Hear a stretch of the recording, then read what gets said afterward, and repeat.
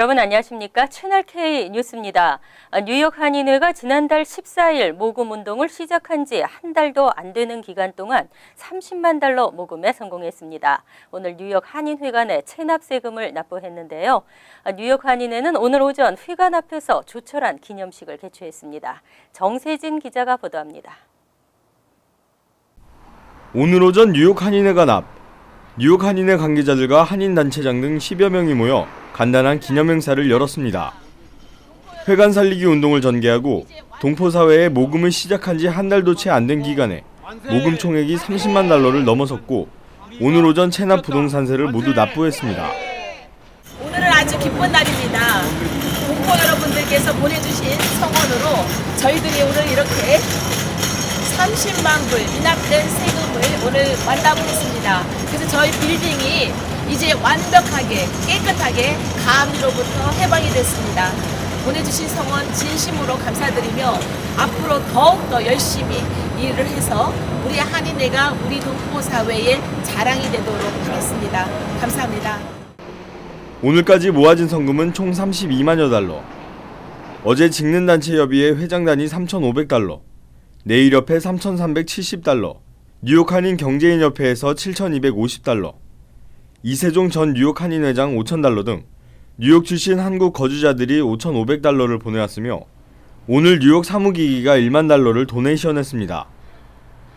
오늘 체납 세금은 납부했지만 앞으로도 적지 않은 비용이 추가로 발생할 것으로 예상됩니다. 당장 올해 하반기 재산세가 13만 달러, 그 외에 민승기 전 회장이 체결한 장기리스 계약으로 인한 소송 비용과 계약금으로 받은 25만 달러 등 50만 달러 이상이 필요한 실정입니다. 그래서 그 25만 불과 소송 비용 그리고 민승기 씨가 1월, 2월, 3월 착복한 회관돈, 세금돈 그거 해서 50만 불이 지금 더 필요한 상황이고 체납 세금 납부로 일단 급한 불은 껐지만 앞으로 가야 할 길이 쉽지만은 않을 것으로 보입니다. 이번 기회에 한인회의 체질 개선도 반드시 이뤄내야 하겠습니다. 채널K 뉴스 정세진입니다. 앞으로 모든 재외 국민들이 주민등록증을 발급받게 됩니다. 국내 거소신고증은 7월 1일부터 효력이 중단되고 한국에 30일 이상 머물러야 하는 영주권자는 재외 국민 주민등록증을 신청하도록 했습니다. 한국 법무부와 행정자치부에 따르면 재외국민이 한국에서 신분증처럼 사용하던 국내 거소신고증 효력이 7월 1일부터 중단됩니다. 이에 따라 2015년 1월 2일 전 재외국민 국내 거소신고증을 발급받은 한인 영주권자는 6월 30일까지 재외국민 등록증을 반드시 발급받아야 합니다. 국내 거소신고증을 사용하던 영주권자는 주민등록 후 거소신고번호를 주민등록번호로 변경하면 됩니다. 지난해 한국 정부는 자국민이 해외에서 영주권을 받아도 국내 경제활동에 지장을 받지 않도록 재외국민 등록증 제도를 시행했습니다. 재외국민 등록증은 국내외에 30일 이상 거주할 목적으로 입출국할 때 거주지 읍면동에 신고하면 됩니다. 재외국민 주민등록증 하단에는 재외국민이란 표기가 명시되고 한국 내 금융이나 부동산 거래 등 경제활동에 제약을 받지 않습니다. 주민등록이 말소되지 않은 한인이 영주권을 취득하면 기존 주민등록번호도 그대로 사용할 수 있습니다. 재외국민 주민등록증은 만 17세 이상 재외국민이면 누구나 신청할 수 있습니다. 공항에서의 보안검색 대기 시간이 급격하게 길어지고 있습니다. 승객들의 불만이 폭증하면서 항공청은 연방교통안전청에 최후 통첩을 보냈습니다. 하지만 교통안전청은 승객들의 프리체크 프로그램 이용만을 당부할 뿐 아무런 대책을 내놓지 않고 있습니다. 뉴욕 뉴저지 항만청은 최근 연방교통안전청에 발송한 서한에서 뉴욕 뉴저지 일원 공항 보안검색 시간이 역대 최악 수준으로 길어지고 있다고 지적했습니다. 항만청은 문제를 개선하지 않을 경우 연방교통안전청의 보안 수석 서비스를 민간업체로 전격 교체할 것이라고 밝혔습니다. 항만청은 JFK와 라과디아, 뉴아크공항 등 뉴욕 뉴저지 일원 주요 공항을 운영하고 있습니다. 그런데 최근 수개월간 공항에서 소요되는 보안 검색 검색 대기 시간이 급격하게 길어지면서 비행기를 놓치게 됐다는 승객들의 불만이 폭증하고 있습니다. 이에 따른 항만청의 요구에 연방교통안전청 측은 10일 성명을 발표하고 항만청에 직접 답변하겠다고 일축했습니다. 또 승객들에게는 대기 시간 단축을 위해 프리체크 프로그램을 이용해달라고 당부했습니다. 프리체크는 보안 검색 간소화 프로그램으로 가입자는 공항에서 일반 보안 검색대를 거칠 필요가 없습니다. 연방교통안전청은 많은 승객들이 프리체크에 가입해 보안 검색 시간을 단축할 수 있도록 12일 뉴욕 공항에서 프리체크 시범 행사를 열 계획이라고 발표했습니다. 앞으로는 뉴욕주 DMV에서 발급되는 운전 면허증이 3가지 종류로 바뀝니다. 2019년부터 뉴욕주에서도 리얼 아이디법이 시행되면서 연방법이 규정하는 대로 보안을 강화하기로 했습니다. 뉴욕주 차량국은 최근 국토안보부에 늦어도 2019년 1월 1일부터는 연방 리얼 아이디법이 규정하는 대로 보안이 강화된 운전면허증을 발급하겠다는 계획을 밝혔습니다. 단 기존 신분증도 계속해서 발급하겠다는 방침입니다. 이에 따라 뉴욕 주민들은 2019년부터 DMV에서 리얼 아이디법 준수 운전면허증, 강화 운전면허증, 일반 운전면허증 등 용도에 따라 신분증을 발급받을 수 있습니다. 리얼 아이디법 준수 면허증은 일반 운전면허증과 수수료가 같지만 강화 운전면허증은 $30를 추가로 내야 합니다. 공항 등 연방 빌딩에 출입하기 위해서는 반드시 리얼 아이디법을 준수하는 운전면허증이나 강화 운전면허증을 이용해야 합니다. 일반 운전면허증은 2020년 10월 1일까지는 공항 등에서 이용할 수 있지만 그 후에는 사용이 불가능합니다. 일반 면허증을 소지한 경우 공항을 이용하기 위해서는 반드시 여권 등을 지참해야 합니다. 돈이 안 되는 저소득층 세입자들을 쫓아내려던 악덕 건물주에게 철퇴가 내려졌습니다.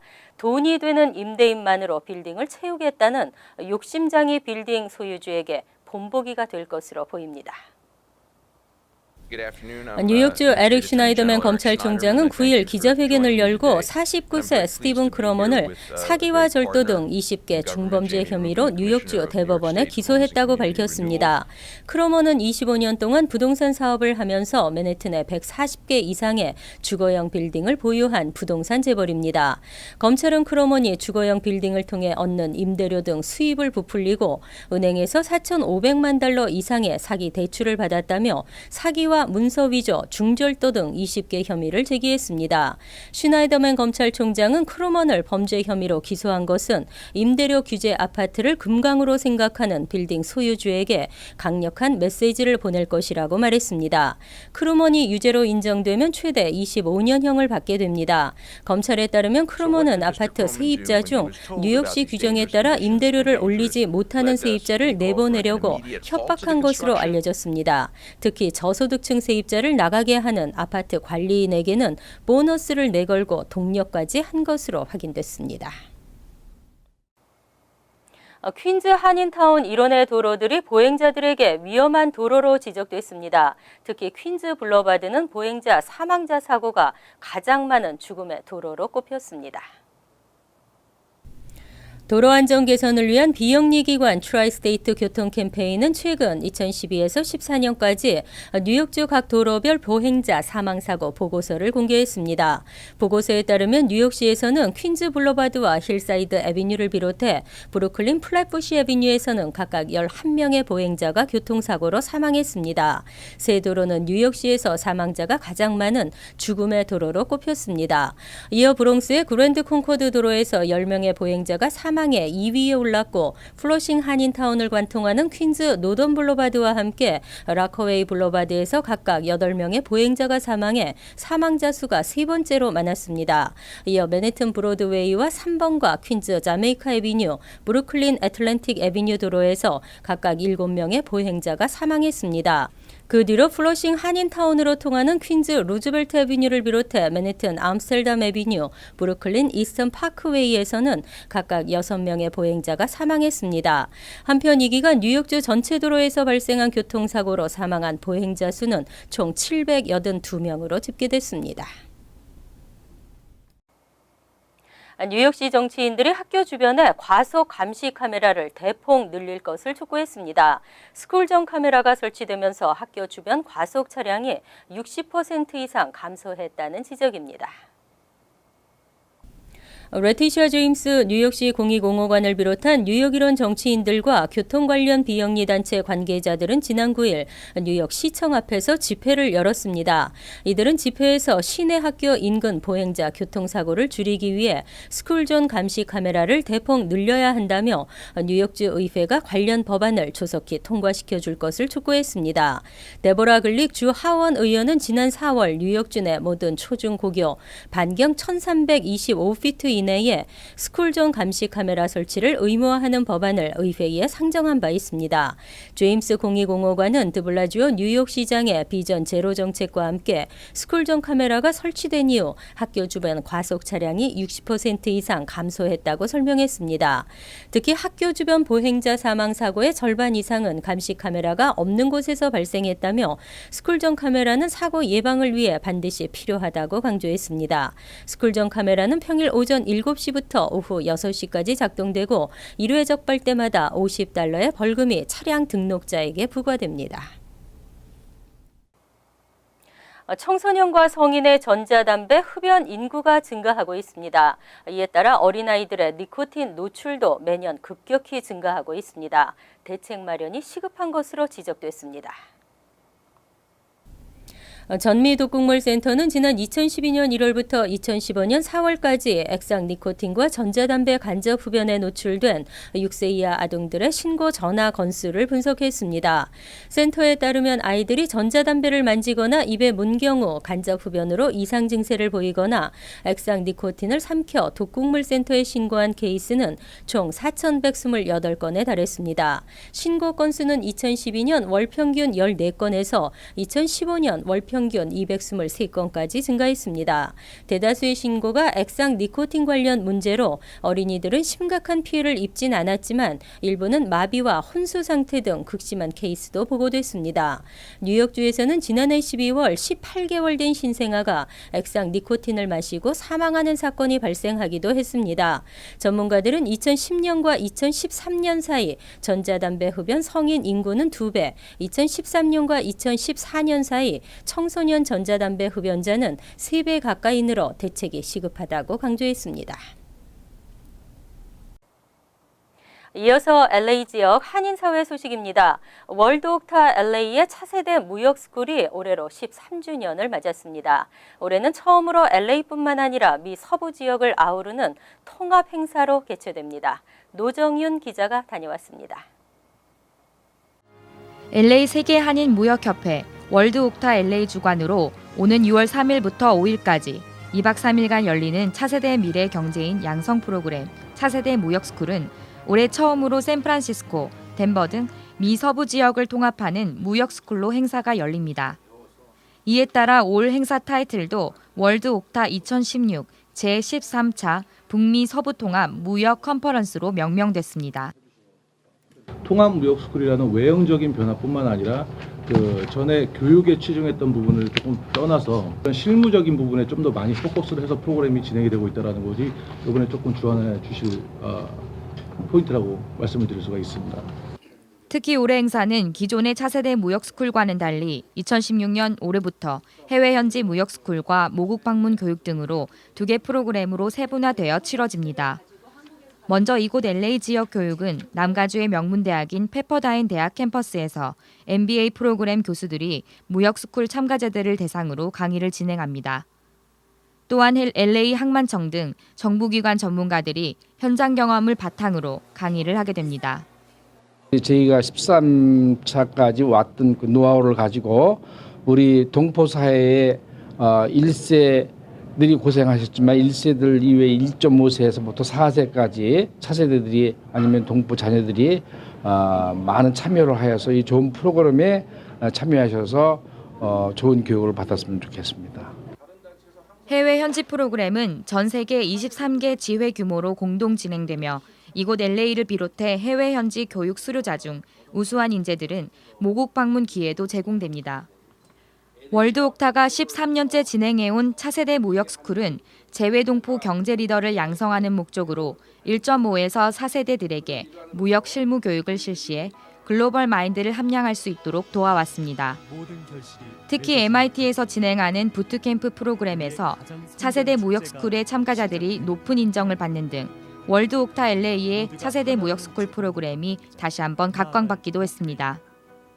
현재 월드옥타는 전 세계 68개 국가, 130개 지회에 2만여 명의 회원들이 네트워킹을 형성해 활동하고 있으며 앞기수 선배들 또한 후배 양성에 많은 관심과 배려가 이어지고 있습니다. 특히 올해는 북미주 최초 미서부 통합무역스쿨로 거듭남에 따라 지역사회 차세대 경영인들의 소통과 네트워크 구축 등 차세대 경영인들의 정보 교류와 공동사업의 장으로 거듭날 수 있을 것으로 기대됩니다. LA 세계한인무역협회 월드옥타 LA가 차세대 무역스쿨을 13회째 맞이하고 있습니다. 기존에 이어져 왔던 12년 동안의 차세대 무역스쿨과는 달리 올해부터는 로스앤젤레스, 샌프란시스코, 덴버 지역의 참가자들을 유도하고 있어 더 큰 규모의 행사로 예상됩니다. TVK 뉴스 노정윤입니다. 월드리포트입니다. 영화의 한 장면이 연출됐습니다. 하지만 실제 상황이어서 위험천만했는데요. 동물원을 탈출한 침팬지의 하루였습니다. 일본 미야기현 센다이시 주택가 전봇대에 동물원에서 탈출한 침팬지가 앉아 있습니다. 동물원 관계자가 침팬지를 잡기 위해 마취총을 발사하자 화가 난 침팬지가 손을 뻗어 반격을 가하며 날뛰기 시작합니다. チンパンジーかなり興奮した様子です。叫んでいます。叫んでいます。 침팬지는 마취총을 맞고도 한참 동안 전기줄을 타고 다니며 도주극을 계속합니다. 麻酔銃が離れて30秒ほどにはなると思うんですが、まだ効き目があるようには思いません。 하지만 마취제가 온 몸에 퍼지면서 힘이 빠지자 まもなく落ちそうです。手が離れそうです。 결국 아래로 떨어지고 맙니다. 今落ちました。落ちました。 침팬지는 미리 준비된 그물망 위로 추락해 다친 곳 없이 동물원으로 이송됐습니다. 난데없는 침팬지의 탈주극으로 일대 1,800여 가구가 전기 공급이 끊겼고 초등학생들은 하교를 미뤄야 했습니다. 침팬지는 머리가 좋아 기발한 방법으로 탈출을 시도합니다. 미국 캔자스시티 동물원에서도 침팬지 7마리가 탈출했는데 놀랍게도 나뭇가지를 담벼락에 세워 사다리처럼 타고 담을 넘었습니다. He got that log, put it on the wall, got up on top. Somehow then he beckoned other chimps to come over and join him and lured about 6 of them up with him. 도구를 사용하는 침팬지의 모습도 곳곳에서 목격됩니다. 네덜란드의 한 동물원에선 동물원을 촬영하던 드론을 침팬지가 나뭇가지로 한 방에 격추시키는 장면이 포착됐습니다. He hit it spot on and well, it collapsed. Well, these chimpanzees have out-clevered the humans. 이 침팬지는 평소에도 도구를 이용해 표적을 맞히는 실력이 뛰어났다고 합니다. 침팬지는 이처럼 영리할 뿐 아니라 사람보다 힘이 10배 가까이 강해 화가 나면 사나운 맹수로 돌변합니다. 실제로 미국에 사는 찰나 씨는 친구가 키우던 애완용 침팬지에게 공격을 당해 얼굴과 팔을 물어뜯겼습니다. Not only was all of the skin, fat, tissues of her nose, lips, and everything missing, but her actual bone structure underneath had been completely shattered. 다행히 목숨은 건졌지만 두 눈을 잃었고 온몸은 만신창이가 됐습니다. As cute as they are, they're going to hurt someone. Let the animal live in its own environment. 침팬지를 영리한 제주꾼으로만 여기고 관리를 소홀히 했다간 돌이킬 수 없는 피해를 입을 수 있다는 걸 찰나시 사건은 분명하게 보여주고 있습니다. 간추린 소식입니다. 이제 오리엔탈이란 용어는 연방정부의 법률에서 사라지게 됩니다. 연방상원은 9일 아시안을 비롯한 소수계 비하 용어를 새로운 중립적 단어로 바꾸는 내용의 법안을 만장일치로 통과시켰습니다. 법안에 따르면 앞으로 연방 법률에서 사용되는 오리엔탈이란 단어는 아시안 아메리칸으로 바꿔 써야 하고 흑인을 의미하는 니그로도 아프리칸 아메리칸으로 아메리칸 인디언은 네이티브 아메리칸으로 규정했습니다. 니콜 H. 킴, 케빈 장, 미셸 찬, 사이먼 마 등 미 동북부 7개주 한인 고교생 32명이 올해 내셔널 메릿 일반 장학생에 선정됐습니다. 내셔널 메릿 장학생들은 2014년 10월 PSAT 시험을 치른 전국 150만 명 가운데 선발한 우수 고교 졸업 예정자들을 3개 분야별로 총 7,500명을 선정했습니다. 그리고 이들에게는 1인당 2,500달러의 장학금이 지급됩니다. 재단은 이달 말과 7월 초 4,000명의 대학 후원 장학생을 추가 발표할 예정입니다. 랑킴 뉴욕주 하원 의원이 노인 렌트 인상 면제 혜택 프로그램 신청 대행 서비스를 제공합니다. 김 의원 사무실은 최근 레노드들이 보수비 공동부담 렌트 인상 프로그램을 신청해 건물 보수에 따른 비용을 세입자의 렌트 인상으로 적용받고 있다며 보수비 공동부담 렌트 인상 통지를 받은 한인들은 추가 인상분을 뉴욕시 정부로부터 지원받을 수 있다고 밝혔습니다. 대학교 기숙사에서 10만 달러 상당의 물품을 훔친 상습 절도범이 경찰에 붙잡혔습니다. 테네시 대학 경찰은 지난 6일 컴퓨터 엔지니어링 전공 신입생 황모 씨를 기숙사에서 상습적으로 10만 달러 상당의 물품을 훔친 혐의로 체포했다고 밝혔습니다. 학생들의 신고를 받고 수사를 하던 경찰은 황 씨의 기숙사 방을 수색한 결과 랩탑, 컴퓨터, 카메라 등 고가의 물품 100여 가지를 발견했습니다. 환율과 증권 소식입니다.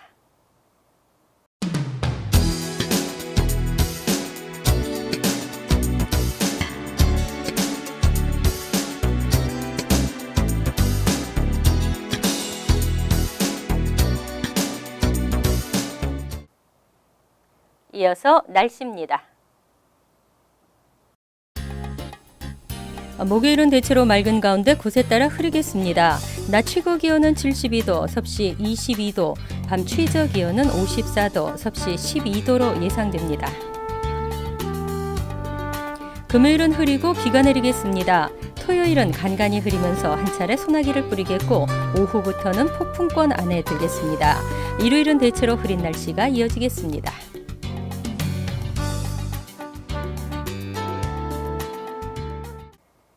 항상 여러분과 함께하는 채널K 뉴스 여기서 마칩니다. 편안한 하루 되시기 바랍니다.